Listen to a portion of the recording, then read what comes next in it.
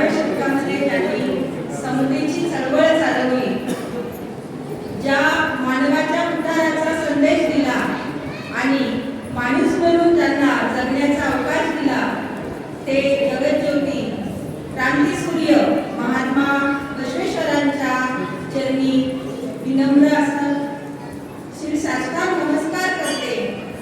आणि त्यासोबतच आजपर्यंत मानवाच्या जीवनाला उद्धार करणारे, मानवाच्या जीवनाला माणूस म्हणून ज्या ज्या संतांनी, ज्या ज्या महात्म्यांनी, ज्या ज्या महामानवांनी, समाज सुधारकांनी, इतकंच नाही तर सर्व संत कवयित्रींनी आणि समाज सुधारक महिलांनी सुद्धा ज्यांनी ज्यांनी योगदान दिलं, ज्यांच्या ज्यांच्या वाणीची कृतीची जोड मिळाली, अशा सर्वांना माझा साष्टांग असा नमस्कार, नमन, मानाचा मुजरा।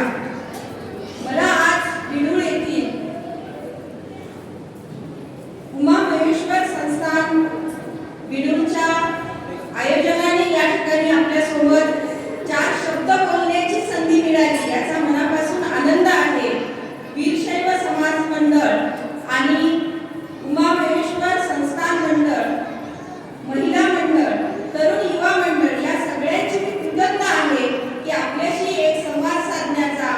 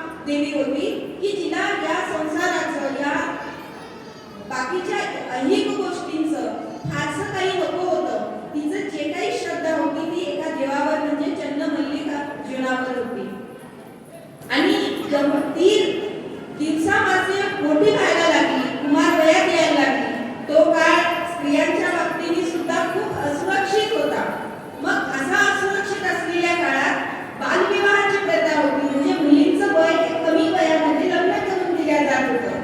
जसं की आता यांचं वय खूप कमी वयात जसं यांचं लग्न झालं, तुलनेने तुमचं लग्नाचं वय यांच्यापेक्षा थोडं जास्त होतं आणि माझं किंवा माझ्यापेक्षा मागच्या पिढ्यांचं वय हे आणखी जास्त आहे. तसा तो 900 वर्षापूर्वीचा काळ बालविवाहात लग्न होत असत. याही अक्काला विचारल्या जायचं महादेवीला की बाळा तू लग्न कधी करणार आहेस, आपण तुझं लग्न करूया, वर शोधूया. तेव्हा ती सांगायची की माझं लग्न काही करू नका आई बाबा, माझा जो कोणी आहे तो महेश्वर आहे, तो मल्लिकार्जुन आहे आणि मी त्याच्यासाठी समर्पित आहे. पण तुमचा माझा समाज आज लोकांना जगण्याशिवाय लग्नाशिवाय जगू देत नाही. कोणी म्हटलं की मी उद्या म्हणजे या आयुष्यात लग्न करणार नाही तर पहिला प्रश्न पडतो म्हणजे हिच्यात काही फॉल्ट आहे का. मुलांनी लग्न करणार नाही म्हटलं तुझी काही भानगड आहे का. आजही आपण कोणाला बिना लग्नाचं राहू देतो का?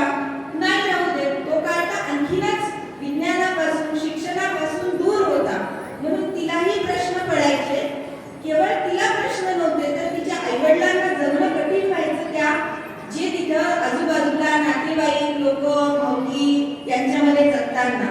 मग या सगळ्या ताणतणावाला घेऊनच आई वडील अनेकदा समज काढायचे की बाई भावकीमध्ये राहताना सगळ्या सोहळ्यात राहताना लग्नाशिवाय माणसाला पर्याय नाही.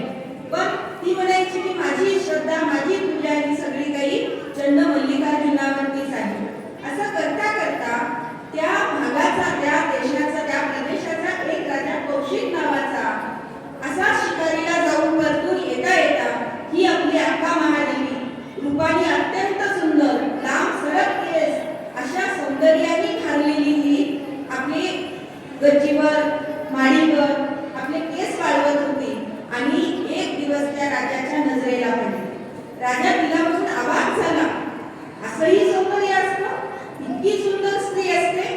कारण आपल्याकडे सुंदरता आणि स्त्री याचं समीकरण जोडलेलं आहे. म्हणजे आम्ही अभ्यासक म्हणतो, आम्ही प्राध्यापक म्हणतो, जी मुलगी जास्त सुंदर आहे, जी मुलगी जास्त दिसायला सुरूप आहे, सुंदर आहे, नाजूक आहे, तो तिच्यासाठी अनेकदा शाप बनतो. तो शाप काय म्हणजे माझं नाक आता जरासं लपतंय म्हणून मी 30 वर्ष लग्नाशिवाय राहू शकली आणि नवला की बाबा 30 वर्षानंतर भेटला माझा नवरा इथे यजमान आहे. पण माझं नाक सरळ असतं, अजून थोडे नयन कमली डोळे असते तर मला कधीच कोणीतरी मागणी घातली असती जे एखादं वरिष्ठ जरा श्रीमंत कुटुंब आहे आणि मग आई बाबांना वाटलं असतं की घर चालून आलं, स्वतःहून पाहुणे विचारत आहे असं घर पुन्हा भेटेल का? भेटणार नाही, लग्न करून मोकळे हो. पण मग मी जर सुंदर असती, माझं लग्न लवकर झालं असतं तर एवढ्या माय मावल्यांना बोलायची संधी मला इथं मिळाली नसती. मी ख्यात म्हणजेच सुंदरता ही गोष्ट कधी कधी शिकणाऱ्या मुलींचं शिक्षण थांबवते असं आम्ही अभ्यासक म्हणतो. तशाच पद्धतीने महादेवीची नजर महादेवीवर त्या राजाची नजर पडली आणि राजा त्या महादेवीच्या स्वरूपाला सुंदरतेला मोहून गेला. लगेच राजाने दुसऱ्या दिवशी नेवता पाठवला, म्हणणं पाठवलं तिच्या आईवडिलांकडे की मला तुमची मुलगी आवडलेली आहे, मी तिच्याशी लग्न करू इच्छितो. आता इथं दोन मुद्दे आहेत. एक म्हणजे आईवडिलांना वाटतं की एखाद्या राजाचं स्थळ आलं म्हणजे एवढं कुठे आपलं नशीब उजळलं, म्हणजे याच्यापेक्षा वेगळं काय असू शकते आपल्या आयुष्यात, म्हणून एक. आणि दुसरी गोष्ट आपली मुलगी म्हणते की चंड मल्लिकार्जुनाला मी समर्पित आहे, ते एखाद्या राजाला नाही कसं म्हणायचं हाही प्रश्न तिच्या पुढे पडला. मग आई वडिलांनी एकीकडे दबावही होता मेबी कदाचित आणि दुसरीकडे राजासारखं स्थळ राजघराणं मिळतंय अशा प्रकारचा आनंदही होता. या दोन गोष्टींमध्ये आई वडिलांनी महादेवीला समजून सांगितलं की बाई असं घर पुन्हा मिळणे नाही, तू तुझी मधुरा भक्ती तुझं जे काही मनातल्या भावना आहे त्या तुझ्याजवळ ठेव, पण सोबत तू लग्न कर, आम्हाला या समाजात जगावं लागतं. आणि आई वडील मोठे होते, आई वडिलांच्या सांगण्याचा प्रभाव अक्का महादेवीवर पडला आणि तिला नाही म्हणता आलं नाही आणि ती लग्नाला तयार झाली. पण अक्का महादेवीने 2-3 गोष्टी सांगितल्या की मला ह्या 3 गोष्टी चालणार नाही. त्यातली एक गोष्ट होती की मी जेव्हा त्या माझ्या चंड मल्लिकार्जुनाची पूजा करेन तेव्हा मला कुणीही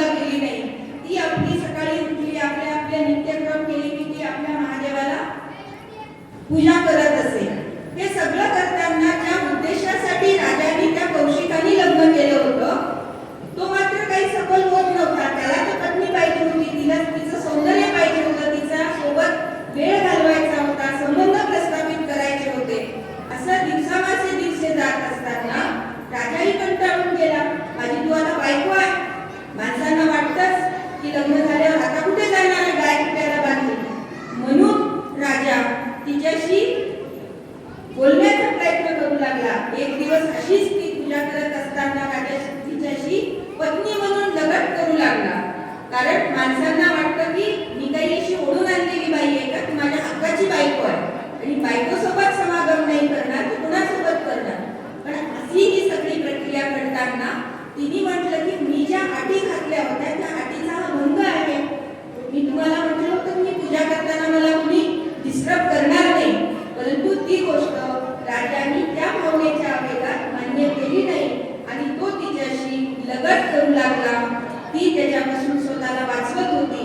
या दोन्हीची झटापट करता करता त्या महादेवी आका महादेवीचे वस्त्र राजाच्या हातात येतात. ती स्वतःला वाचवण्याचा प्रयत्न करते. राजा ते वस्त्र ओढू लागतो. नंतर राजाला वाटतं की जाऊन जाऊन कुठे जाणार आहे महालातून तिचे वस्त्र हातात आल्यावर. पण आका महादेवीच्या अंगाचा संताप होतो आणि ती म्हणते की मला हे संसार नको, हे तुझं राज वैभव नको, मला त्या तुझ्या कुठल्याच गोष्टीत पडायचं नाही. माझं जीवन जे काही आहे ते चंद्र मल्लिकार्जुनासाठी आहे. आणि ती या त्यागाने त्या ध्येयाने घराबाहेर त्या राजमहालाबाहेर निघते. ती एकदाची बाहेर पडली म्हणजे बाहेरच निघते. नंतर मात्र ती महालाकडे पलटूनही येत नाही. तिला त्या सौंदर्याचं, तिला त्या राजमहालाचं, त्या दासीपणाचं, त्या कुठल्याही गोष्टीचा कुठलाही मोह नसतो. तिची जी मधुरा भक्ती असते ती त्या तिन्हीच्या देवाला वरलेलं असतं, त्याच्यासाठीच असते आणि त्याच्यासाठी समर्पित होते. अशी ही एकदा घराबाहेर पडलेली आका महादेवी विवस्त्र असते असेही उल्लेख आहे.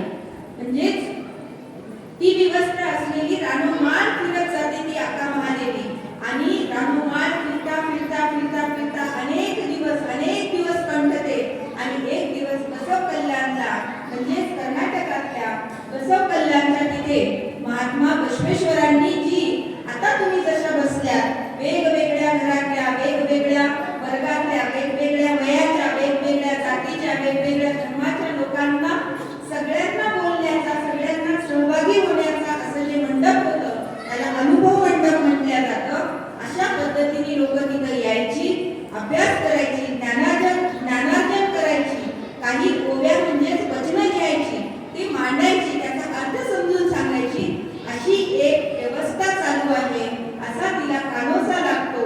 त्या अनुभव मंडपाचे श्री अल्लमप्रभू हे प्रमुख असतात आणि ती रानोरान भटकत एक दिवस बसव कल्याणला येऊन त्या अनुभव मंडपापर्यंत पोहोचते आणि ती सांगते की मला बसवण्णांच्या चरणी आता समर्पित व्हायचंय, मला या अनुभव मंडपामध्ये सहभागी व्हायचंय आणि तुमच्यासोबत हे ज्ञानार्जनाचं काम करायचं आहे. तेव्हा अलमप्रभू काही असंच कोणी आलं म्हणून घेत नाही.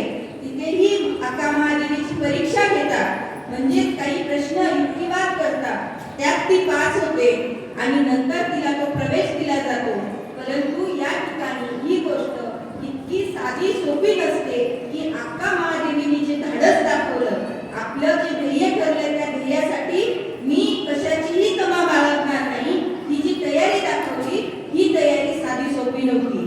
कारण एकूणच कुटुंब, एकूणच सासरचं घर, एकूणच समाज या सगळ्यांना धुडकावीत लावत एक परिवर्तनाचा माझ्या मनातली जी जिद्द आहे त्या जिद्दीला सार्थ करण्याचा आणि त्यासाठी कुठलेही कष्ट सहन करण्याची तयारी आका महादेवीमध्ये होती. आणि मग ती आका महादेवी शेवटी अनुभव मंडपात जाते आणि नंतर मात्र तिला एक छानसं जीवन त्या ठिकाणी त्या बांधव भगिनींमध्ये मिळतं आणि त्यानंतर अनेक वचनं म्हणजे अनेक ओव्या ती गाते. जशा पद्धतीने सावित्रीबाईंनी, कवयित्री बहिणाबाईंनी, अनेक जणींनी ओव्या गायल्या ज्यातून आपल्या जगण्याचा बोध दिलेला आहे. बहिणाई एका ठिकाणी म्हणते, उठ उठ माझ्या जीवा काम पडलं माप, उठ उठ माझ्या जीवा काम पडलं माप, काम करता करता देख देवाजीचं रूप, काम करता करता देख देवाजीचं रूप. आता ही बाई नाही, कामामध्येच माझा देव आहे हे शोधते आणि स्वतःला मोटिवेट करते की चल गावा, आपल्याला अनेक कामं आहे, जात्यावर दळण दळायचंय, अजून स्वयंपाक बनवायचा आहे. या पद्धतीने अशा ओव्या रचून, तेव्हा काही शाळा नव्हती, तेव्हा काही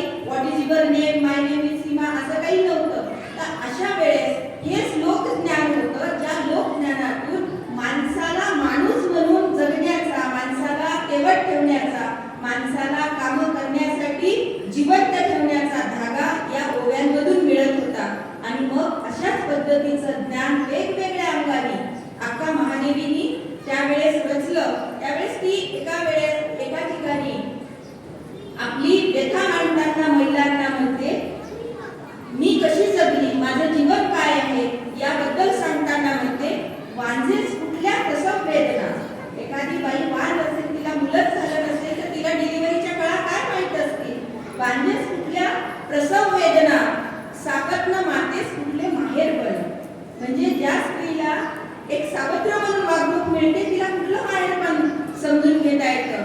कळते गांजल्यांना दुःख यातना, काय होय न गांजल्यांना. म्हणजे जे पीडित आहेत, जे दुःखी आहेत, त्यांनाच कोणत्या यातना होत नाही याचं विचारा. म्हणजे पाण्यात मासा पोहतो कसा, जावी त्याच्या वंशा कळे तया. म्हणजे ज्याचं त्याला दुःख हे माहिती असतं.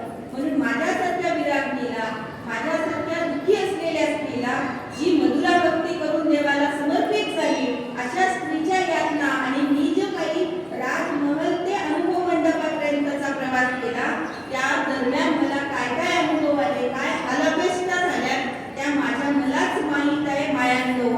फक्त ही स्त्री घराबाहेर पडली एवढं म्हणून चालत नाही, तर माझं जीवन मला माहिती आहे, माझ्या मनाच्या भावनांची स्थिती मला माहिती आहे. अशा प्रकारची भावना आप्पा महादेवी व्यक्त करतात. क्रांतीसूर्य महात्मा बसवेश्वर आप्पा महादेवी बद्दल बोलताना म्हणतात, स्त्रीचे रूप पहा पुरातनांनो. पुरातनांनो म्हणजे बांधवांनो, लोकांनो.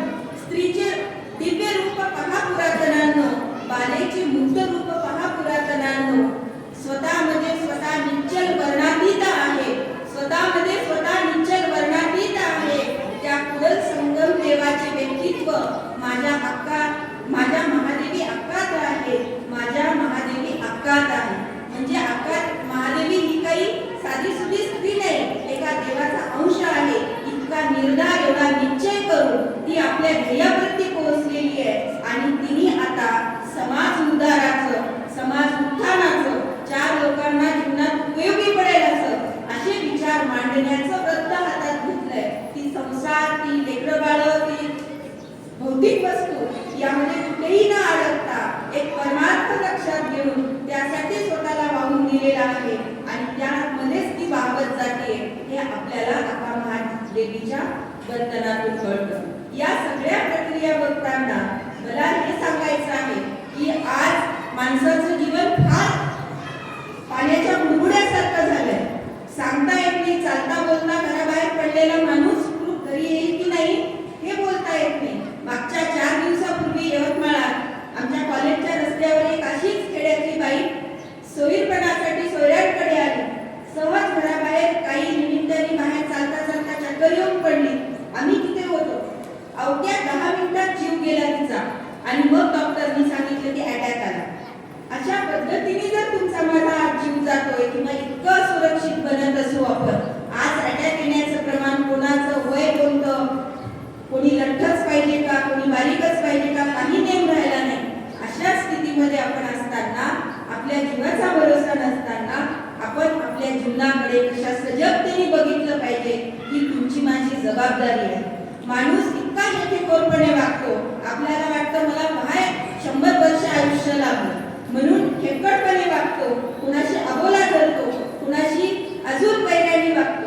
पण माणसाच्या जीवाचा भरोसा राहिला नाही तेव्हा माणूस म्हणून माणसाशी, नातं म्हणून नात्याशी, कुटुंबातल्या लोकांशी एका जिव्हाळ्याने, आपुलकीने त्या रागाला, त्या मत्सराला, त्या जलसीला बाजूला सारून मला माणूस म्हणून माणसासोबत राहता येईल का याचा विचार आपण तुम्ही आम्ही केला पाहिजे. आणि याचीच बांधणी आपल्या संत महात्म्यांनी, आपल्या मोठ्या व्यक्तींनी, आपल्या महनीय व्यक्तींनी सांगून ठेवलेली आहे, जे माणसाला माणूस म्हणून बघायला सांगतात.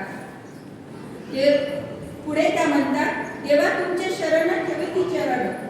शरण आणि शरणी ज्या अनुभव मंडपामध्ये जे कोणी सहभागी झालेले होते त्यांना 2 पदव्या होत्या. जे पुरुष वर्ग होता तो शरण म्हणून ओळखल्या जायचा आणि जे स्त्री होत्या त्या शरणी म्हणून ओळखल्या जायच्या. तर त्या ठिकाणी काय म्हणतात, देवा शरण ठेवी ती चरण, तीच पावन धरित्री. देवा तुमचे शरण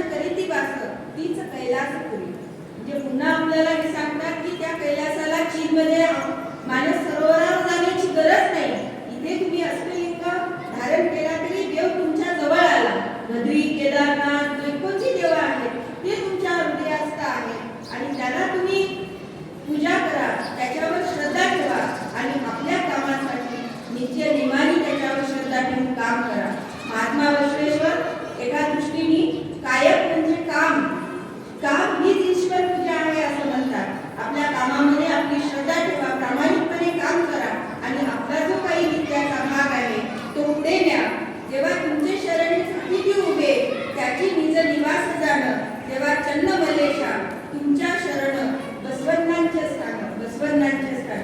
अक्का महादेवी पुढे हेही सांगतात की माझा चन्न मल्लिकार्जुन म्हणजे कोण आहे, तर बसवेश्वराचाच एक रूप आहे, बसवेश्वराचाच एक अंश आहे असं मी मानते. मला महात्मा बसवेश्वरांबद्दल सांगायचं. माझं माहेर नांदेड जिल्ह्यातलं आहे. आम्हाला बसवेश्वर म्हणजे एक मठ होता आणि लहानपणी आम्हाला मठामध्ये आजी घेऊन जायची. तिथं 2 अगरबत्त्या, 1 नारळ फोडायचे, 1 फुल वाहायचं, डोकं टेकवायचं. म्हणजे आम्हाला वाटायचं की महादेवाचा एक अंश म्हणजे महात्मा बसवेश्वर आहे. परंतु तसं नाहीये. बसवेश्वर 12व्या शतकात तुमच्या माझ्यासारखा होऊन गेलेला एक जिवंत व्यक्ती आहे, ज्या व्यक्तींनी माणसांसाठी, माणसांना माणूसपण देण्यासाठी झगडा दिला या व्यवस्थेला, जाती व्यवस्थेला मोडून काढलं. बाईंना, ज्या बायांना पडद्यामध्ये घराच्या 4 भिंतीच्या आत ठेवलं होतं, त्या बायांना पुरुषांच्या बरोबरीने स्थान दिलं. अशा व्यक्तीचा विचार आहे, अशा व्यक्तीची कृती आहे. त्या विचारांचं पारायण करण्याची गरज आहे. त्या विचारांना पुन्हा पुन्हा वाचण्याची गरज आहे. तुमचं माझं श्रद्धास्थान काशी गंगा हे असू शकेल, मला मान्य आहे. पण तुम्ही आम्ही महात्मा बसवेश्वरांचं श्रद्धास्थान किंवा महात्मा बसवेश्वरांचा एक अस्तित्व जाणून घ्यायचं असेल तर बसव कल्याणच्या पुढं संगमेश्वराला सुद्धा भेट देण्याची गरज आहे. जिथे आपल्याला वाटतं की त्या काशीला गेल्यानंतर, तिथं पिंडदान केल्यावर, विश्वनाथाला भजल्यावर जो आपल्याला पुण्य लागतं, त्याच्याही पेक्षा जास्त पुण्य आपल्या कर्नाटकात जाऊन बसवेश्वरांच्या कार्यभूमीला, बसवेश्वरांच्या विचारभूमीला, बसवेश्वरांच्या स्मृतिभूमीला आपण भेट देण्याची गरज आहे. म्हणून महात्मा बसवेश्वर त्यांना एक देव करण्याऐवजी त्यांचे व्यक्तिपण, त्यांचं कार्य, त्यांचे विचार हे कसे माणसासाठी समानतेचे होते, माणूस धार्जिण्य कसे होते, स्त्री धार्जिण्य कसे होते, याचा विचार तुम्ही आम्ही करण्याची गरज आहे. मी पुढे एक ओवी सांगते आणि मग आपण पुढे जाऊया. चालत बोलत ऐकत सांगत, चालत बोलत ऐकत सांगत गात राहावे शरणांसंगे. म्हणजे जे त्या अनुभव मंडपात आहे त्याच्या सगळ्यांसोबत बोलावं, चालावं, लिहावं, ऐकावं, हे सगळं करताना तयाच्या सुंदर मेळाव्यात, जसा मला आज तुम्ही सगळ्यांचा मेळावा अत्यंत सुंदर वाटतो. इतक्या महिला भगिनी, एवढे सगळे ज्येष्ठ व्यक्ती माझ्या समोर आहेत, या सगळ्यांचा आदरातिथ्य वाटतो. तशा पद्धतीने आका महादेवी सुद्धा हे सांगतात, चालत बोलत ऐकत सांगत खेळत गात राहावे शरणांसंगे तयांच्या सुंदर मेळाव्यात. चन्न मल्लिकार्जुना तू दिल्या आयुष्यात, लिंग सुखीच्या संगे कंठी तसे दिन रात, लिंग सुखीच्या संगे कंठी तसे दिन रात, तसे दिन रात. म्हणण्याचं तात्पर्य हे की जळी स्थळी काष्टी पाषाणी ज्या पद्धतीने म्हणतो आपण, तशा स्वरूपाचं जीवन, तशा स्वरूपाचं समर्पण अक्का महादेवीनी अनुभव मंडप आणि शरणांच्या सानिध्यात राहून या लिंगायत धर्माला, त्याचं साहित्य निर्माण करण्याला आपलं योगदान दिलेलं आहे. आणि मी जेवढा धांडोळा घेतला, मी जेवढा आढावा घेतला, त्याच्यामध्ये मला असं आढळलं सर की 12व्या शतकाच्या आधी महिलांनी काही लिहिलं असं साहित्य माझ्या नजरेला आलं नाही. मी जेवढं माझं नॉलेज किंवा मी जेवढा आढावा घेतला त्यातनं महादंबेनी ढवळे लिहिले, पण ते त्यानंतरचे आले. बहिणाबाई आल्या, सावित्रीबाई आल्या, कवयित्री आल्या, पण त्याही त्यानंतरच्या. पण अक्का महादेवीचं साहित्य हे 12व्या शतकातील आद्य महिला साहित्य आहे असं मला या ठिकाणी नम्रपणे आपल्या सर्वांना सांगावंसं वाटतं. अशा पद्धतीने मी मागचा मुद्दा विसरले होते, पुन्हा सांगते की माणसाचा या जीवनामध्ये काही भरोसा नाही. चालते बोलतं माणसं जात आहे, तेव्हा उभ्या आयुष्यात कधी काळी स्त्रियांना काही कारणांनी एकटं राहण्याचा, एकटं जगण्याचा प्रसंग तिच्यावर येऊ शकतो. तेव्हा अक्का महादेवी सारखं आपण कणखर राहण्याची गरज आहे. अनेकदा माणसा आलेल्या आयुष्यातल्या चढ उतारांना, अडीअडचणींनी खचून जातात, आयुष्य संपवतात. किंवा जीवन हरल्यासारखं करतात. परंतु अक्का महादेवीच्या निर्धाराने पुन्हा आयुष्य हे जीवन सुंदर आहे म्हणून त्या पद्धतीने पुढे गेल्या. तशा पद्धतीने खचून न जाता, स्वतःला न संपवता आपण धीराने राहून आपलं जे प्रारब्ध आहे, आपण संसार करीत असू तर त्या संसाराला पुढे नेणं किंवा आपण ज्या विचाराला आपण वाहून घेतलंय त्या विचाराला पुढे नेणं आणि एकटी जरी आयुष्यात उभं राहण्याची गरज पडली तरी नेटाने पुढे जाणं, यात तथ्य आहे. हा संदेश, हा वारसा अक्का महादेवीकडनं मिळतो. मला वाटतं आपण आता मा जिजाऊ साहेबांकडे बोलूया. हा काळ 12व्या शतकाचा होता. तिथून 500 ते 600 वर्षानंतर म्हणजे 16-17वं शतक जेव्हा आलं, म्हणजे 1598 चा जन्म जिजाऊ साहेबांचा. मा जिजाऊ साहेबांना मी प्रथमतः मानाचा मुजरा करते. तो मुजरा यासाठी की अशी कंठस्त्री या महाराष्ट्रात मोहिनी, ज्या सिंदखेड राजा, या बुलढाणा जिल्ह्यातलं सिंदखेड राजा हे गाव आहे आणि त्या ठिकाणचे लखुजी जाधव यांच्या पोटी ह्या जन्मलेल्या सुकन्या आहेत. अशी राजघराण्यात जन्मलेली ही मा जिजाऊ. त्यानंतर आधी तर जिजाऊच होत्या, त्या जिजाच होत्या.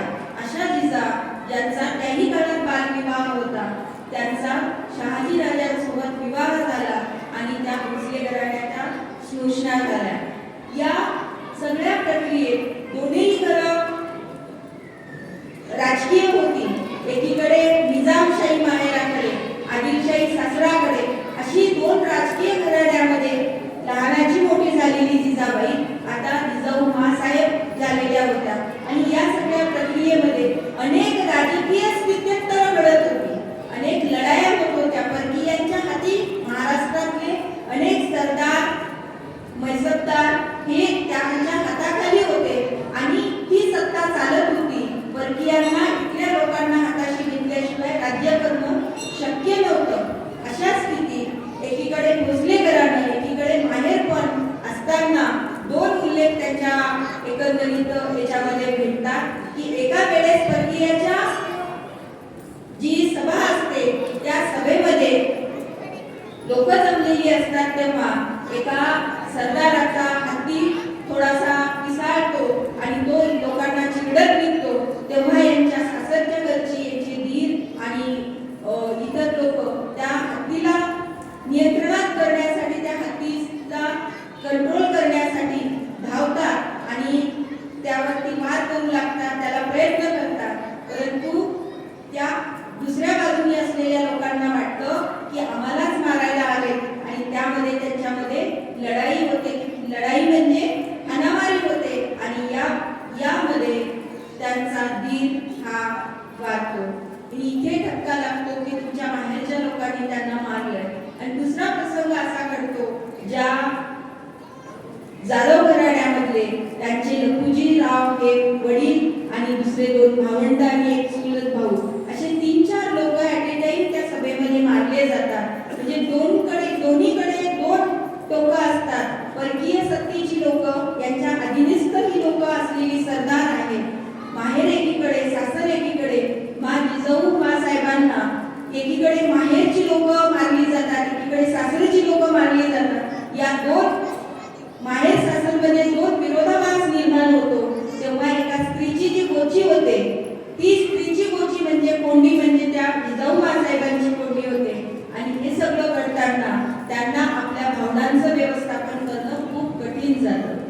या सगळ्या गोष्टींचा त्यांच्या जीवनावर खूप मोठा परिणाम पडतो आणि जिजाऊ साहेब ठरवतात की परकीय लोक आपल्याच इथे येतात, आपल्याच माणसांना हाताशी धरतात, आपल्याच लोकांना मारतात. ही घटना किती संयुक्तिक आहे.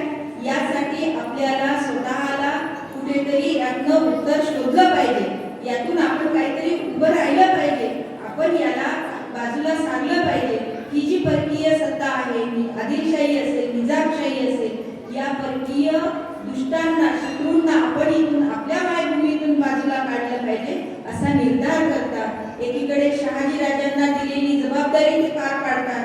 विजापूरला जाणं असेल किंवा अन्य लढायावर जाणं असेल, त्यांच्यासोबत त्यांचा पुत्र संभाजी आणि शिवाजी जो होता ते जिजाऊ साहेबांसमोर असतो.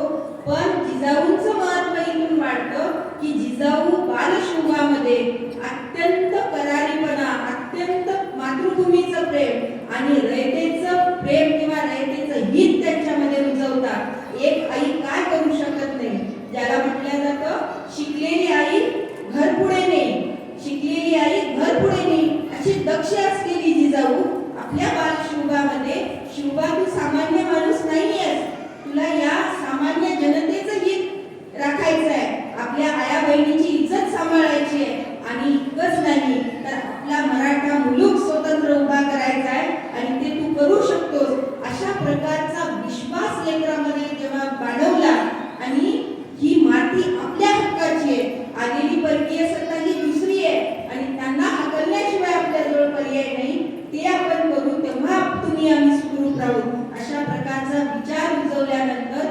बालशोभाला हाताशी घेऊन जिजाऊ मासाहेबांनी त्यांच्यामध्ये जी काही वेगवेगळे कसब आणले, लढाईचं कौशल्य बनवलं, तशा प्रकारची यंत्रणा तयार केली, तशा प्रकारचे राजवाडे उभे केले आणि किल्ले सुद्धा बांधून घेतले. पुण्यामध्ये सोन्याचा नांगर चालवून पुणे हे आमचं माहेरघर आहे हे त्या आदिलशहाला किंवा परकीय आक्रमण करणाऱ्या व्यक्तींना सांगितलं आणि त्यातनं जिजाऊ मधला आणि शिवबाग विश्वास गुणावला आणि त्यातनं खूप कूटनीती, राजकारण किंवा लढाया ह्या काही सहज सोप्या होत नाही, त्याच्यासाठी वेगवेगळ्या क्लुप्त्या वापराव्या लागतात, राजकीय नीती वापरावी लागते, पण ही राजकीय नीती ह्या क्लुप्त्या आणि वेळ पडला तर कमरेची तलवार काढून दोन हात करण्याची तयारी ही जिजाऊ मासाहेबांमध्ये होती. त्याच्यामुळेच शिवबा घडले आणि शिवबा घडल्यामुळे रयतेचा राजा या महाराष्ट्राला भेटला. आज सोलापूर, कोल्हापूर, पंढरपूर या भागामध्ये आपण वावरताना लक्षात येतं की विदर्भाच्या तुलनेत तिकडचं जे नंदनवन आहे ते नंदनवन केवळ शिवरायांच्या कृपेने आहे, जिजाऊ मासाहेबांच्या कृपेने आहे. तिथलं जे संचित आहे, तिथलं जे भौतिक सानिध्य आहे आणि तिथला जो काही एक उंच असा गेलेला आर्थिकदृष्ट्या सगळ्या दृष्टीने जे काही महाराष्ट्राची मान उंच झालेली आहे ती सगळी त्या सह्याद्री पर्वतामधली जिजाऊ मासाहेब आणि शिवरायांच्या कृपेमुळे आहे. आणि मग तो राजा कसा घडवला त्या जिजाऊ मासाहेबांनी. एकच राजा इथे जन्मला, एकच राजा इथे जन्मला, शिवनेरी किल्ल्यावर एकच राजा इथे जन्मला, शिवनेरी किल्ल्यावर माझ्या राजाचं माझ्या देवाचं नाव गाजतंय गड किल्ल्याच्या दगडावर, शिवरायांचं नाव गाजतंय गड किल्ल्याच्या दगडावर. हे आज तुम्ही आम्ही म्हणतो, आज हा लौकिक तुम्हा आम्हाला मिळाला कारण तेव्हा जिजाऊ, तेव्हा शिवराय आणि त्या भोसले घराण्याने जी प्राणाची आहुती देऊन जनतेच्या रयतेच्या जीवासाठी आपलं सर्वस्व अर्पण केलं आणि अहोरात्र लढाया करत माणसाला माणूस म्हणून जपवलं, तेव्हा बायांची इज्जत ठेवण्यापासून जपण्यापासून शेतकऱ्यांचं शेती जपण्यापर्यंत जे काही शासक कसा असावा तो प्रजाहितदक्ष असावा अशा प्रकारचा आदर्श मापदंड शिवरायांच्या कर्तृत्वातून घालून दिला आणि शिवरायांच्या विचाराच्या मागे जी होती ती जिजाऊंची शिकवण होती आणि जिजाऊंची शिकवण होती म्हणून तुम्ही आम्ही आज सुरक्षित इथे आहोत का हा प्रश्न तुमच्या माझ्या पुढे. माय बहिणींनो, तुम्हा मला मुलं आहेत, लेकरं आहेत, त्या लेकरांना घडवताना अशाच पद्धतीने जे इतर मुलींचं, इतर स्त्रियांचा आदर करेल अशा प्रकारचं मूल घडवण्याची गरज आहे. आज आपण राजरोजपणे टीव्ही उघडतो, पेपरचं पान उघडतो, काय आहे कालची बातमी होती, एका बाईनी एका माणसाला म्हणजे एका मुलाला तिच्या प्रेमासाठी नाही म्हटलं म्हणून त्यांनी 23 पार केले. मला वाटतं याही पेक्षा जास्त त्या स्त्रीला 280 टाके पडले, 280, 2.5 फूट इतकी तिची मानेपासून पाठ कापल्या गेली, इतके वार केल्या गेले. यवतमाळमध्ये 3-4 वर्षापूर्वी इंस्टाग्रामवर फोटो अपलोड केला म्हणून एका मुलाने MIDCच्या एरियामध्ये असं मारलं होतं त्या मुलीला, दगडाने चेहरा विद्रूप करून टाकला होता, दगडा पूर्ण चेहरा काढला होता.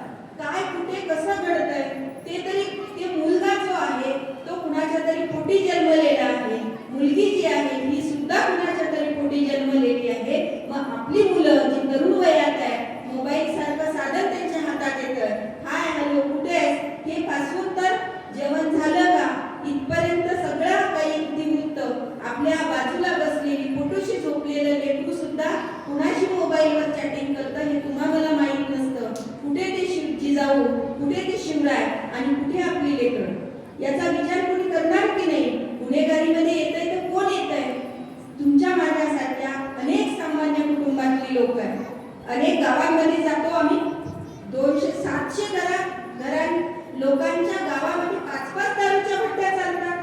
कोण पितं? नियम काय सांगतो की मागणी होते म्हणून पुरवठा होतो, पुरवठा करायचा म्हणून उत्पादन होतं.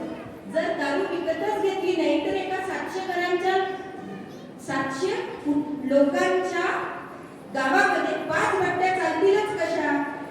24 तास दारू पिऊन राहणारे 16, 17, 18 वर्ष वयाची मुलं आहेत जे बेरोजगार आहेत, शिक्षण सोडलेलं आहे, ते कुणाच्या घरातून आली आहेत? आपलं मूल काय करतं, कसं वाढतं, काय नीतिमत्तेने राहतं याची जाणीव तुम्हाला असली पाहिजे, एवढं मात्र निश्चित आहे. एखादी मुलगी प्रेमात पडली, तुमचं काही म्हणजे तुमच्याकडनं खर्च करून घेतला, तुमच्याकडनं वस्तू घेतल्या, मान्य आहे, पण एका टप्प्यावरती नाही म्हणते की मला तुझ्याशी बोलायचं नाही, तर कायदा म्हणतो तो तिला अधिकार आहे. तुम्ही असं म्हणू शकत नाही की माझ्या गाडीवर बसले तेव्हा फार छान वाटत होतं, ड्रेस घेतला तेव्हा फार छान वाटत होतं, आज कशी काय नाही म्हणते? मुलांचं चुकतं इथेच की मुलं म्हणतात तेव्हा तर बरं तू हे पाहिजे ते पाहिजे, ते दिलं हे दिलं, हे सगळं तुला चालत होतं, पण आज नाही म्हणतेस म्हणजे तू मेरी नहीं हो सकती तो किसी की नहीं होगी, और तू मेरी नहीं होगी तो मैं, तू मेरी नहीं हो सकती और मैं तुम्हें किसी की नहीं होने दूंगा.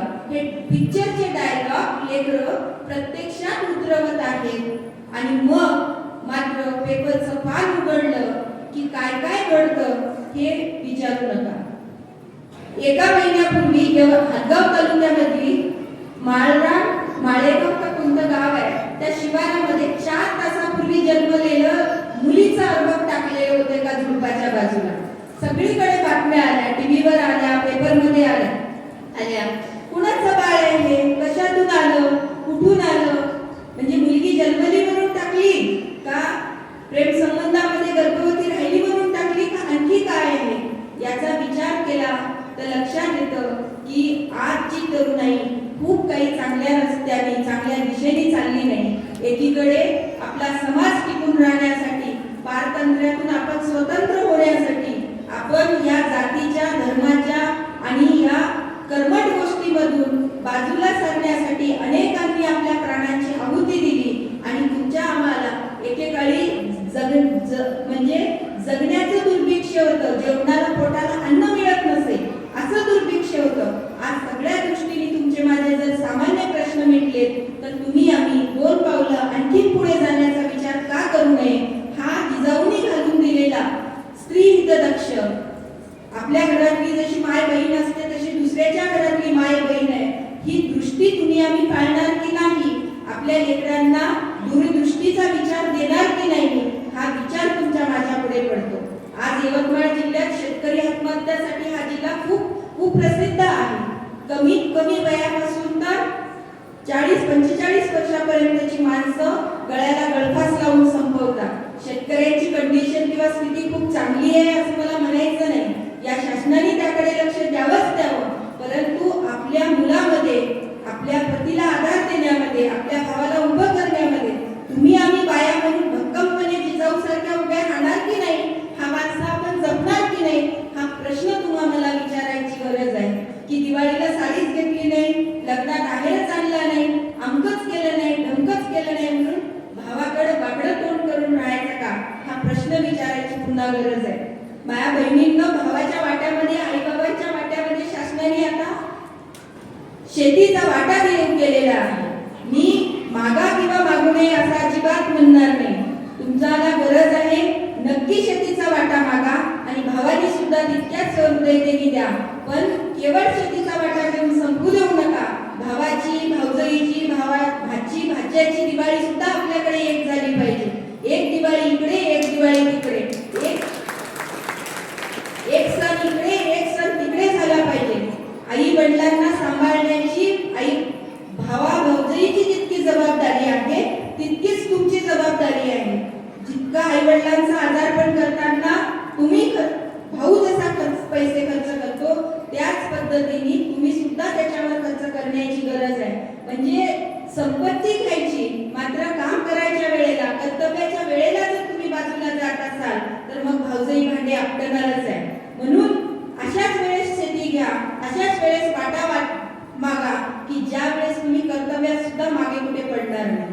तेव्हा आपण खरा जिजाऊंचा वारसा पुढे नेतोय असं होतं.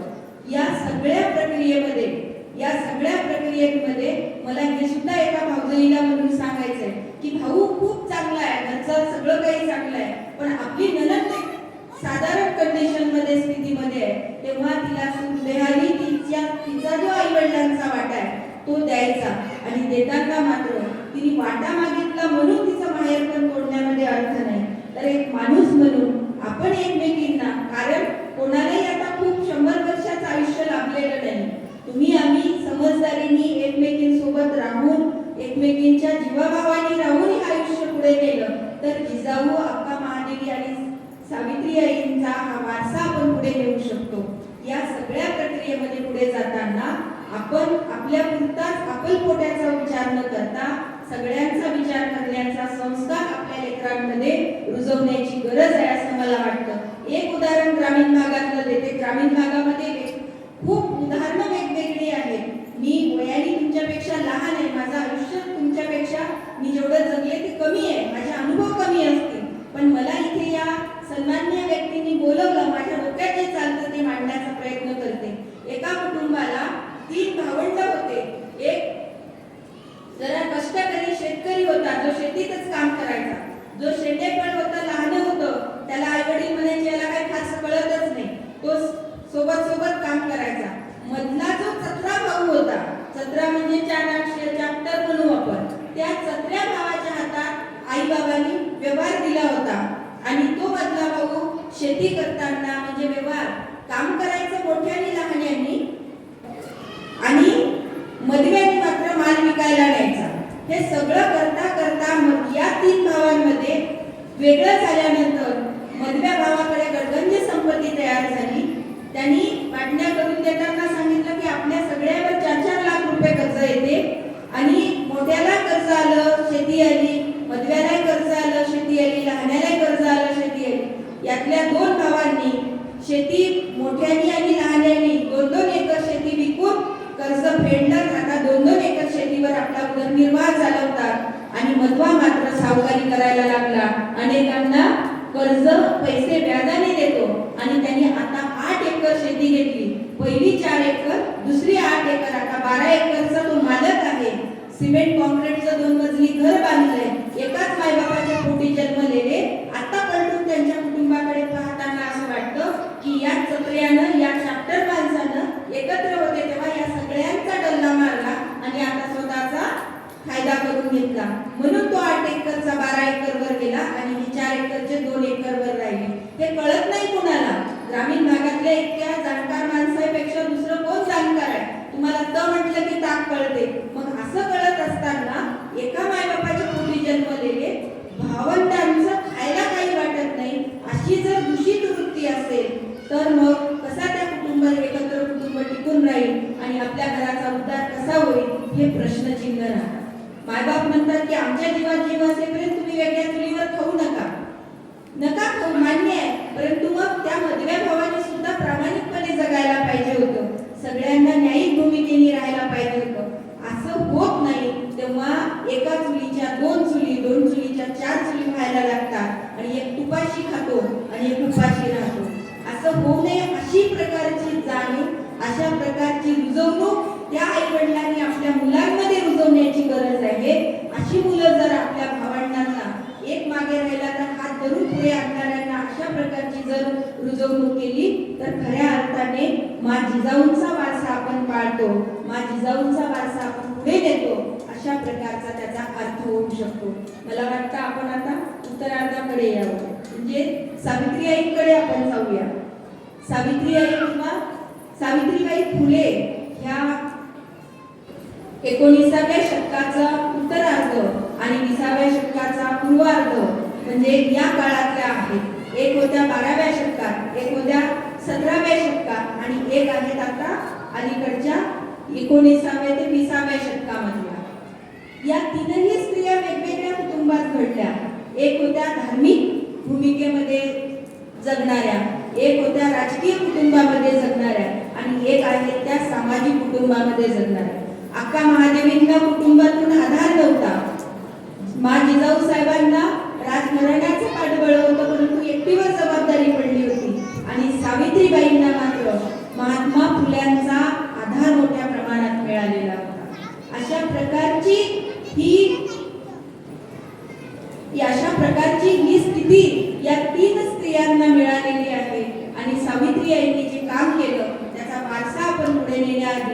मला वाटतं की एक छोटंसं आपण गीत या ठिकाणी सादर करू, म्हणजे मला थोडा बोलण्याचा पॉज मिळेल आणि मग आपण सावित्रीकडे जाऊ. समतेच्या वाटण तू खणकावीत पैंजण यावं, समतेच्या वाटण तू खणकावीत पैंजण यावं, तू यावं, तू यावं, बंधन तोडीत यावं, तू यावं, तू यावं, बंधन तोडीत यावं. वाडे जाती पातीचे जात मानस कोंडली, ऐसे जबरी विष पिढी पिढी पोळली, हाडा मासाची कैसी मानस हो कशी न दिसली. वाडे जाती पातीचे तू फोडत तोडत यावं, तू यावं, तू यावं, बंधन तोडीत यावं, तू यावं, तू यावं, बंधन तोडीत यावं. सावित्री यांकडे बोलूया आपण. सावित्रीबाईंचं कार्य होतं, अक्का महादेवींचं कार्य अध्यात्माचं होतं, जिजाऊंचं कार्य राजकीय होतं आणि सावित्रीबाईंचं कार्य मात्र शिक्षण, समाज सुधारणेचं होतं. या तिघींच्याही समाज सुधारणेचं कार्य आहेच आहे, पण सावित्रीचं त्याच्याही पेक्षा वेगळं कार्य आहे. ते म्हणजे सगळ्यात पहिल्यांदा जी गोष्ट येते, महात्मा ज्योतिबा फुल्यांनी इथल्या स्त्रिया म्हणजे धर्मांध जी व्यवस्था होती त्यांनी सांगितलं होतं की स्त्रिया ह्या माणूस मनाच्या चौकटीच्या नाहीये, माणूस म्हणूनच त्या नाही, त्या बंधनात राहिल्या पाहिजे, त्या घरात राहिल्या पाहिजे, त्या पडद्याच्या आत राहिल्या पाहिजे. स्त्रिया जर शिकल्या तर पतीच्या ताटातल्या अन्नाच्या आळ्या होतील, म्हणून त्यांनी शिकलं नाही पाहिजे, धर्मपठन केलं नाही पाहिजे. त्यांनी एका शूद्राप्रमाणे स्त्रीचं जीवन आहे आणि ती स्त्री म्हणूनच जगून स्त्री म्हणूनच मेलं पाहिजे, अशा प्रकारची स्थिती समाजामध्ये होती आणि स्त्रियांना हक्क अधिकारांपासून वंचित ठेवल्या जात होतं. स्त्रियांना हक्क अधिकारापासून, संपत्तीपासून, बोलण्यापासून वंचित ठेवल्या जात होतं. तुला काय कळते, गप्प बस, अशा प्रकारची भूमिका होती. माणूस म्हणून तिला अधिकार नव्हता. अशा वेळेस एक प्लेटो नावाचा विचारवंत आहे, तो म्हणतो की कोणत्याही राष्ट्राची जर प्रगती करायची असेल तर स्त्री आणि पुरुष म्हणजेच त्या राष्ट्राचं जे संपूर्ण मनुष्यबळ आहे ते संपूर्ण मनुष्यबळ जोपर्यंत शिक्षण, पैसा, अर्थार्जन सगळ्या चांगल्या कामामध्ये दोघंही मिळून जोपर्यंत हातभार लावत नाही तोपर्यंत त्या राष्ट्राची, त्या समाजाची उन्नती होणार नाही.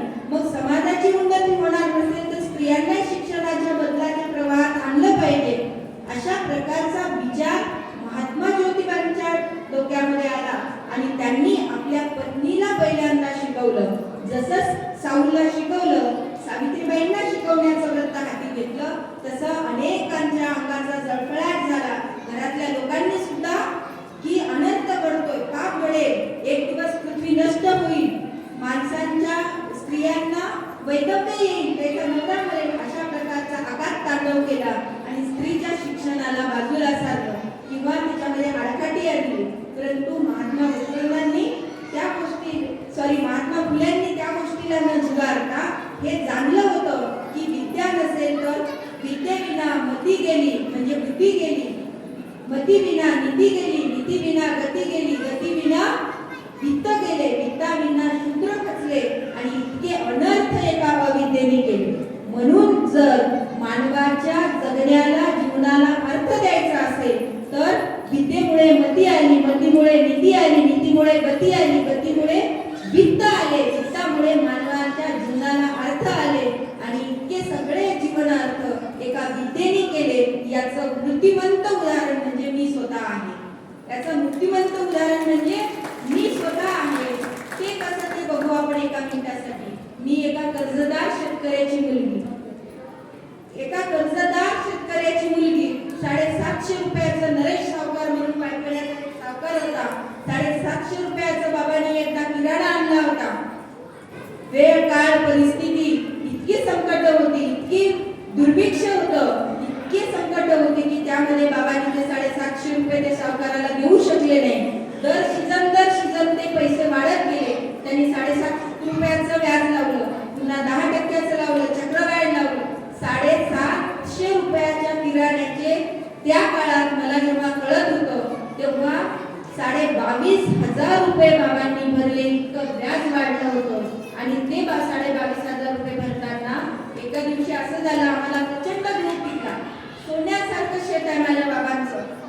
असा जितकी नजर जाईल तेवढा गव्हाचा ओटा होता आणि रास पडली गव्हाची. आणि गावातल्या लोकांनी सांगितलं बाजूच्या की साहेबराव अण्णाला गहू झाले आता तुमचे पैसे मागा. आणि त्याचा निरोप आला की नरेश सावकार येणार आहे तुमच्याकडनं गहू न्यायला. आणि मग आम्ही जी भावंड होती की सावकार येणार म्हणजे एखादा राक्षस येणार आणि आमच्या पोटात असा गोळा उठला की आता काय करणार आहे. म्हणजे तेव्हा कळायचं नाही ना सावकार म्हणजे कोण असं. त्या माणसाने आमची रास भरून दिली आणि त्याचे पैसे करून 22,500 रुपये दिले. अशा प्रकारचे अनेकांचं कर्ज होतं. माझे बाबा कर्जदार शेतकरी अगतिक असायचे. ज्याच्या घरी पैसे मागायला गेले त्याच्या घरी खाली बसायचे. 10,000 रुपये तो 7% घ्यायचा. आता 700 रुपये, उद्या 300 रुपयाला उद्या या म्हणून सांगायचं. अशी खूप विवंचना सहन केली. पण मी स्वतःला सांगितलं तेव्हा की सीमा, याच्यातून जर आपण सुटलो नाही तर एक म्हणजे लग्न लवकर होते. लग्न झालं की असा मांडीव हे आपला पदर असा इकडं आला, असं सगळं आलं. चूल मूल स्वयंपाक, घरातली ती जी काही बाई म्हणून जी चौकट आहे ती काय आपल्याला सुटणार नाही. त्याच्या पलीकडे जायचं असलं तर काही तर केलं पाहिजे. काय करू तर शिकल्याशिवाय पर्याय नाही. आमचं घर असं होतं की घराच्या बाहेर जायचं ते फक्त शिकण्यासाठी जा, नाही तर आजारी पडलं तर. त्याच्या पलीकडे मुलीला, वाढत्या वयातल्या मुलीला घराच्या बाहेर जाऊ दिल्या जात नव्हतं. समाज कसा होता. आणि मग असं असताना मी एकच पर्याय होता माझ्याजवळ, ते म्हणजे शिक्षण. बरं, शिक्षण घेण्याची तयारी असताना गावात शिक्षण तरी होतं का. 4थी पर्यंत शाळा होती. पहिलीला 1 लेकरू, दुसरीला 2, तिसरीला 3 आणि 4थीला 1. त्यातली मी एकटी. असं करताना 3 किलोमीटर अंतरावर मोठ्या पिकातून धावत जायचं. तेव्हा लहान असताना खेड्यामध्ये भूताच्या गोष्टी, काय गोष्टी लोक रंगवतात लहान लेकरं, अशी भीती वाटायची. राम राम राम राम करत जे उंचातून पळत जायचं तर पुढचं शेत निघाल्यावर डोळे उघडायचे की तो राम म्हणजे भूत आलं तर पकडलं तर काय करा. म्हणजे खरं नसतं हे आता कळतं, पण तेव्हा तो काळ होता. असं करत धावत शाळा शिकली. पण ते करताना मी 9वीत 8वीत असताना मला सायकल दुरुस्त करणाऱ्या मुलाचा प्रस्ताव आला होता लग्न करण्यासाठी.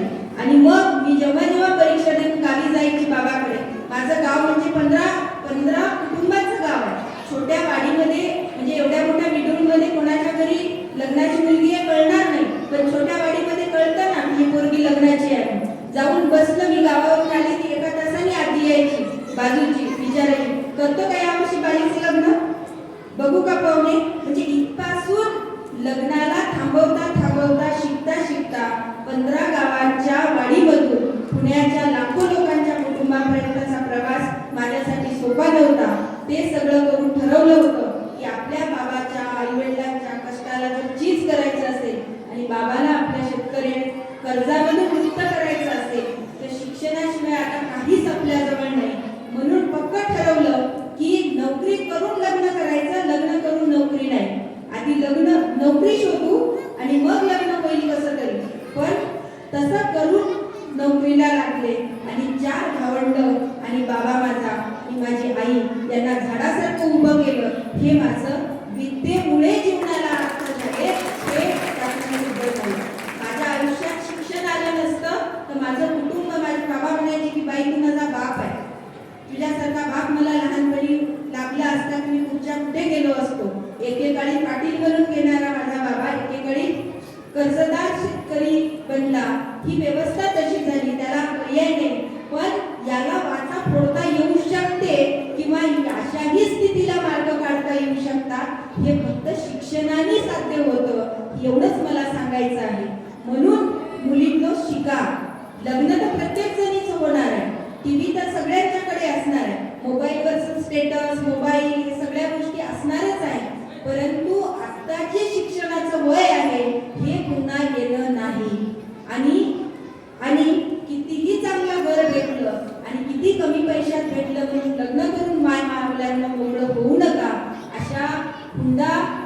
देऊन चांगलं घर मिळवण्यापेक्षा किंवा हुंड्याची विवंचना करून पोरीचं शिक्षण थांबवण्यापेक्षा त्या जावई जो तुम्हाला वाटतं की मला डॉक्टर जावई भेटला तर किती चांगलं होईल, मला इंजिनियर जावई भेटला तर किती चांगलं होईल, आपलं राणा वनात ढेकळात काट्याकुट्यात जीवन गेलं त्याच्यापेक्षा आपली लेक सुखात सावलीत राहिली तर किती बरं होईल.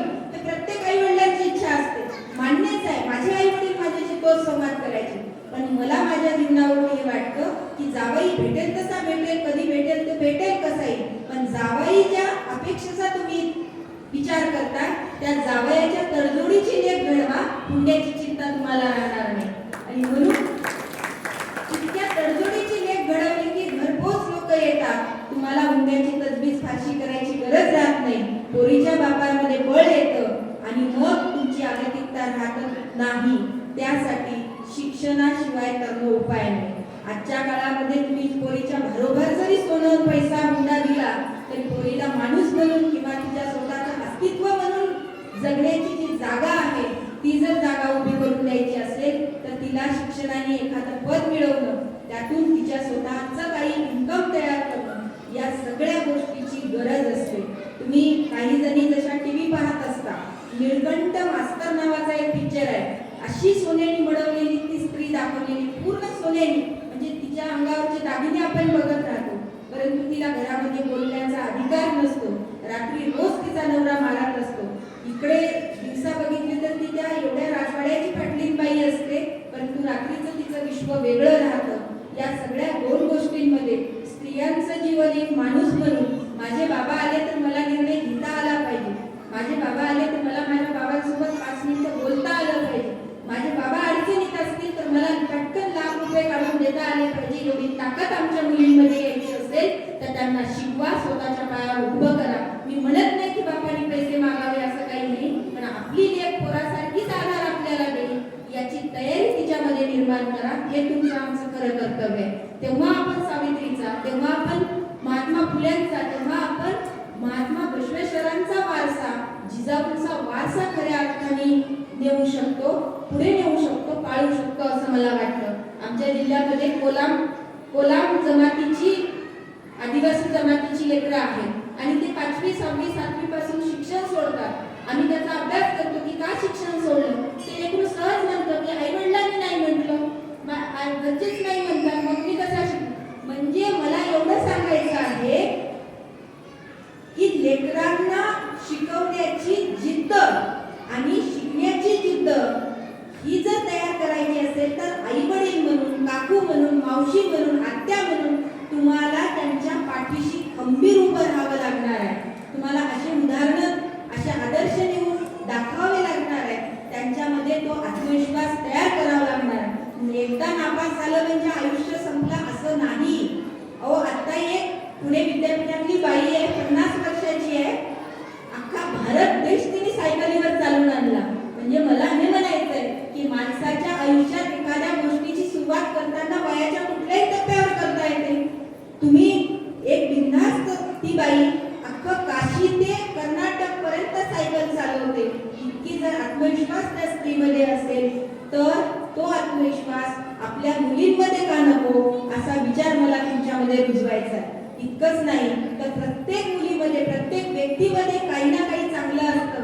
त्या चांगलेपणाला तुम्ही आम्ही अधोरेखित केलं पाहिजे, त्या चांगलेपणाला ओळखलं पाहिजे आणि ते चांगलंपण ओळखून त्या लेकराला त्या गोष्टीमध्ये पुढे जाण्यासाठी प्रोत्साहन दिलं पाहिजे. आणि मग हेच प्रोत्साहन देणं म्हणजे त्यांना त्यांच्यामधला आत्मविश्वास निर्माण करणं होय असं मला इथे म्हणायचं. सावित्रीबाई शिकल्या, त्यानंतर मुलींची शाळा चालू लागल्या. मुलींची शाळा चालवताना त्यांना अनेक अडथळे आले, अनेक अडचणी आल्या. लोकांनी म्हटलं धर्म बुडवता का, लोकांनी म्हटलं पाप घडवून आणता का, त्यांच्यावर दगड माती शेणाचे गोळे फेकले, पण त्यालाही न जुमानता त्यांनी मुलींची शाळा चालवली, मुली शिकवल्या, पुढे नेल्या, त्या मुख्याध्यापिका झाल्या. आणि म्हणून त्यामुळे आज कन्याशाळा आहे, आज कन्या महाविद्यालय आहे, आज मुला मुलींची कॉलेजेस आहेत आणि तशी कॉलेजेस, तशी शाळा, तसं शिक्षण आहे. म्हणून त्या तुलनेत माझ्यासारखी स्त्री इथं उभं राहून तुम्हाला 4 गोष्टी सांगू शकते. अशी स्त्री त्यांनी आपण दिलेल्या पाऊल वाटायची आहे. म्हणजे महात्मा बसवंतांनी 12व्या शतकामध्ये स्त्री समतेचा जे एक अवकाश निर्माण करून दिला होता, स्त्रियांना अनुभव मंडपामध्ये वचन लिहिण्यासाठीचा जो अवकाश तयार करून दिला होता, ज्ञानार्जन करा, चिंतन करा आणि त्या चिंतनातून विचारांची मांडणी करा, हे जो अवकाश निर्माण करून दिला होता, तो झिरपत महात्मा ज्योतिबा फुले आणि सावित्रीबाईंपर्यंत आला आणि त्यांनी महिलांच्या मुलींच्या शाळा काढल्या आणि जगभरात आज मुली सगळीकडे शिकायला लागल्या. इव्हन इतकंच नाही तर अगदी ग्रामपंचायतची सरपंच ते दिल्लीची राष्ट्रपती इथपासून तर डॉक्टर पासून तर आशाताई सेविकेपर्यंत सगळ्या क्षेत्रामध्ये मुली आज पुरुषांच्या बरोबरीने आपल्याला स्वतःला सिद्ध करत आहे आणि स्वतःच्या पायावर उभं राहून सार्थपणे या समाजाला केवळ पैशासाठी नोकरी नाही तर स्वतःचा नाव कमवत आहे, आईवडिलांचं नाव कमवत आहे आणि इतकंच नाही तर समाजाला सुद्धा त्यांच्या ज्ञानातून, त्यांच्या योगदानातून, त्यांच्या कामातून समाजालाही तल्लखपणे फायदा होईल अशा प्रकारची भूमिका वठवत आहे. आज एखादी तज्ञ स्त्रीरोग तज्ञ असेल तर अनेकांचे प्रसव वेदना तिने कमी केलेल्या आहे, अनेकांच्या प्रसूती म्हणजे बाळंतपण तिने केलेली आहे, अनेकांच्या बालकाला जुदार तिने दिलेला आहे आणि हे कशामुळे झालं तर शिक्षणामुळे झालं. म्हणून शिक्षण घ्या, फक्त लक्षात एक खुणगाठ बांधली पाहिजे की मलाही सून असेल, जेवढी काही शिकलेली असेल पण त्याच्या पुढचं शिक्षण मी माझ्या सुनेला देण्यासाठी तत्पर आहे, कटिबद्ध आहे. माझ्या मुलीलाही शिकून नोकरी लागेपर्यंत मी तिच्या पाठीशी आहे. इव्हन तितकंच नाही तर त्याच्याही पुढे मला तिच्या आयुष्यात उभं राहायचं आहे. मला कौतुक वाटतं काही स्त्रियांचं. एक महिला आहे आमच्याकडे, 30 वर्ष नोकरी केली, रिटायरमेंटला 3 वर्ष राहिले आणि असं असताना तिला लक्षात आलं की माझ्या मुलीला मुलगी झाली आणि त्या मुलीला म्हणजे त्या नातीला माझी मुलगी नोकरी करताना नातीला सांभाळण्यासाठी माझी गरज आहे आणि माझ्या मुलाचं लग्न ठरवण्यासाठी सुद्धा माझी गरज आहे. म्हणजे 30 वर्ष नोकरी केलेल्या आईने शेवटच्या 3 वर्षामध्ये नोकरीची रिटायरमेंट घेतली आणि त्या 2 कुटुंबाला आलटून पालटून त्या सपोर्ट करतात. म्हणजे मला हे म्हणायचं आहे की अनेकदा सासू नावाचा प्राणी किंवा आई नावाचा प्राणी, आई अशी जराशी हेकड वागत नाही, सुनेशी वागते, पण असं जे आपल्याकडे सासू म्हणून खासपण आलंय, नणंद म्हणून खासपण आलंय किंवा सून म्हणून जे खासपण आलेलं असतं, तर हे बाजूला सारून आपल्या लेकरांना माझी कुठे गरज आहे, कोणत्या लेकरांना माझी अधिक गरज आहे हे आपण जाणून घेऊन जर तो भूमिका तिथं पार पाडली तर मग मात्र ते कुटुंब अजिबात मोडणार नाही, तुटणार नाही. वृद्धाश्रमामध्ये आईवडिलांची भरती सुद्धा होणार नाही.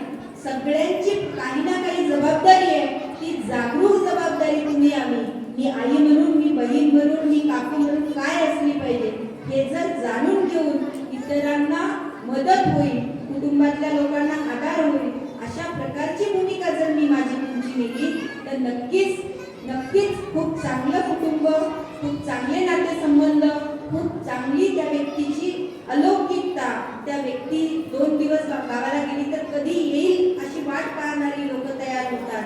आणि म्हणून आपण आलं की तोंड बाजूला करणाऱ्यापेक्षा आपण आलं की आनंद व्यक्त करणारे जर लोक आपल्याला हवे असतील तर तुम्हा मला अगदी जागरूकपणे, अगदी सजगपणे वागण्याची गरज आहे. मला जाता जाता सावित्रीबाईंच्या दोन ओळी इथे सांगायच्या आणि मग आपण थांबूया.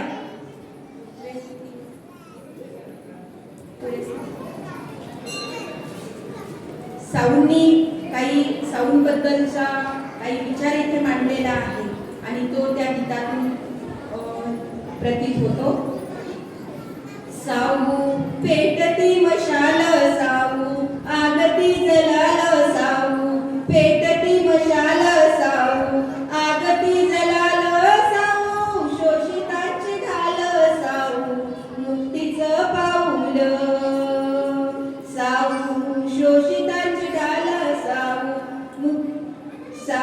पेटती मशाल, साऊ आगती जलाल, साऊ पेटती मशाल, साऊ आगती जलाल, साऊ शोषिताची ढाल, साऊ मुक्तीचं पाऊल.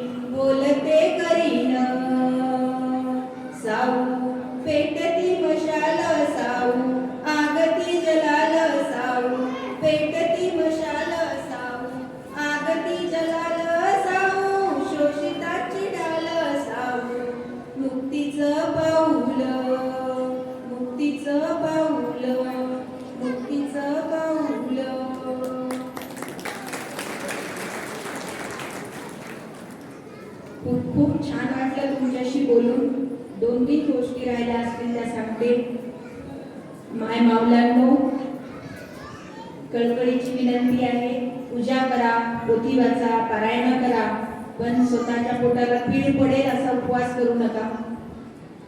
पुन्हा सांगते, पूजा करा, पोथी वाचा, पारायण करा, पण स्वतःच्या पोटाला पीड पडेल, भुकेनी पोटात गोळा उठेल अशा प्रकारचा उपवास करू नका. कारण निरंकार उपवास करणं यातून ऑलरेडी स्त्रियांच्या आरोग्याचे अनेक प्रश्न आहेत आणि ते प्रश्न आहेत म्हणून बायकांची कंबर दुखण्यापासून तर पदर जाण्यापर्यंतचे वेगवेगळे व्याधी तिला जडतात आणि एक आपण उतरत्या वयाकडे लागलो की मग गुडघे दुखण्यापासून पदर जाण्यापासून कितीतरी अडचणी येतात आणि याचं मूळ असतं ते म्हणजे आपला उपवास करण्यामध्ये. तुम्ही खाऊन पिऊन सजग उपवास म्हणजे जे विज्ञान सांगतं की फळं खाऊन उपवास करा, एक लिक्विड स्वरूपात ज्याला ताक म्हणू, लिंबू सरबत म्हणू, पोट रिकामा ठेवायचं नाही अशा प्रकारचा उपवास करा. तर अशा प्रकारची उपवास करा. अगदी धार्मिक याच्यामध्ये अंधश्रद्धेमध्ये न जाता डोळसपणे श्रद्धा ठेवा देवावर. मीही देव मानते, पण तो देव मानताना मला माझ्या कुटुंबावर, माझ्या स्वतःच्या शरीरावर कुठलाही परिणाम होणार नाही याची काळजी घ्या. कारण आताचे अलीकडचे दवाखाने म्हणजे कापण्या कसाईसारखे दवाखाने सुरू झाले. किती टेस्ट करतील, किती पैसा उकळतील काही सांगता येत नाही. पेशंट तिकडे गेला की त्याच्या किती टेस्ट करून फक्त आपल्याकडे पैसा भरण्याचं काम देतात आणि माणूस जिवंत येईल की नाही याची शाश्वती नसते. पूर्वीच्या सारखी कुठलीही भागीदार आता आपल्याला करता येत नाही. तेव्हा आपलं आता अन्न सुद्धा खूप पोषक असं नाही. तेव्हा जागरूकपणे स्वतःच्या आरोग्याला जपा, कुटुंबाच्या आरोग्याला जपा आणि सगळ्यांसोबत नातेसंबंध चांगले ठेवा, आपलं कुटुंब टिकवा, लेकीमध्ये आत्मविश्वास घडवा, सुनेला प्रेमाने सांभाळा आणि आपला भाऊ, आपला बाबा, आपल्या कुटुंबातली लोक यांना खंबीरपणे आधार द्या. कारण कोणत्याही पुरुषामागे, कोणत्याही स्त्रीमागे जसा पुरुष आधार देत असतो तसं त्या कुटुंबाला, त्या पुरुषांना सुद्धा जीवन जगताना स्त्रीचा आधार खूप मोठा असतो. कोण्या बंधुबाबाच्या, कोणी काहीतरी काल्पनिक गोष्टी सांगतं त्याच्या नादी लागू नका. तुम्ही धार्मिकता ठेवा, डोळसपणे देवपूजा करा, परंतु अंध गोष्टींकडे मात्र वळू नका. एवढा विचार तुम्हाला या ठिकाणी सांगते. आणि माझ्या मुलींसाठी म्हणजे ज्या इथे मुली आहेत त्यांनी त्यांच्या एकदा बाबांना आठवावं आणि बाबाला आठवून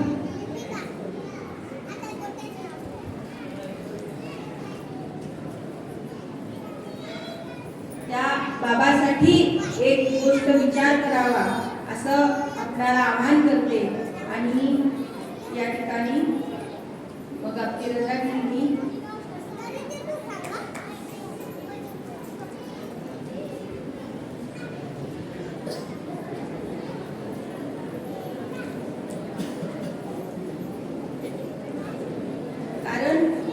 कारण याच्या मागचं कारण हे असं आहे की मी माझ्या बाबांची आणि बाबा माझे फार फार लाडके आहेत. मी माझ्या बाबावर खूप जीव देते आणि मग माझ्यामध्ये अशी तळमळ आहे की खेड्यातल्या शेतकऱ्यांच्या बापाच्या मुलींनी मात्र इतकी जिद्द ठेवावी, इतका आत्मविश्वास ठेवावा की त्या बाबाला एक दिवस सन्मानाने जगता यावं, त्या बाबांसाठी सन्मानाने आपल्याला उभं राहता यावं. लेक जाताना म्हणजे ती लेक कशी असते की कोऱ्या कागजाचा बनविला गाथा, सुखी ठेव देवराया जन्म देला पिता. याच्यापेक्षा सुंदर गाणं तुम्हाला येत असेल, तुमच्याच ओठातलं हे गाणं माझ्यापर्यंत आलं असेल. पण त्या बाबांसाठी जगणारी ती मुलगी, कारण आईला भाऊ प्रिय असतो म्हणजे मुलगा प्रिय असतो आणि बाबांना लेक प्रिय असते. म्हणून मला त्या मुलींमध्ये एक आत्मविश्वास द्यायचा आहे. कारण तुमच्यासारख्याच कुटुंबातनं मी आले, तुमच्यासारख्या शेतकरी कुटुंबातनं मी आले. तुमचं गाव जरा सदन आहे त्यामुळे नोकरीवाली लोक इथं असतील, पण ज्या ज्या कुटुंबातला बाबा शेतकरी आहे त्या मुलींसाठी हे 2 ओळी आहेत त्या आपण इथे मी तुम्हाला सांगेल आणि मग मी आपली रजा घेते.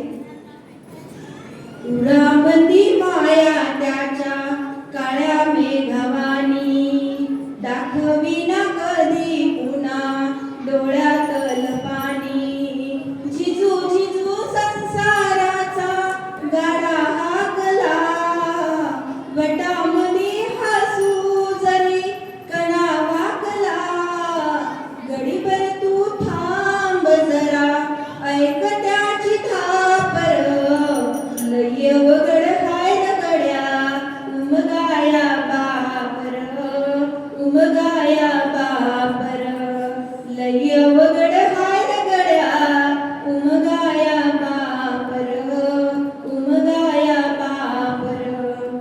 सगळ्यांना मनापासून धन्यवाद. सावंत अक्का महादेवी, माझी जाऊ साहेब आणि सावित्री आई यांचा बसा नक्की त्यांचा बसा वारसा नक्की पाळूया आणि आपल्या आईवडिलांचे आशीर्वाद घेऊन त्यांनी दिलेली शिकवण सुद्धा पुढे नेऊया. तुमच्या सगळ्यांच्या खूप शुभेच्छा, खूप आशीर्वाद सोबत घेऊन जाते. मी प्राध्यापक डॉक्टर सीमा शेटे नवलाखे, कारण नवलाखे कुटुंबाने आधार दिल्याशिवाय मी इथे नाही. माझं सासरचं नाव नवलाखे आहे, माहेरचं नाव शेटे आहे. तुमच्या सगळ्यांना विनम्र असं नमन करते. माझे शब्द तुमच्यापर्यंत पोहोचवण्याची जी काही इथे संधी मला दिली त्याबद्दल मी आयोजकांचे मनपूर्वक आभार व्यक्त करते. तुमच्या सगळ्यांच्या आणि आयोजकांच्या ऋणात राहू इच्छिते. मनपूर्वक नमस्कार. थँक्यू.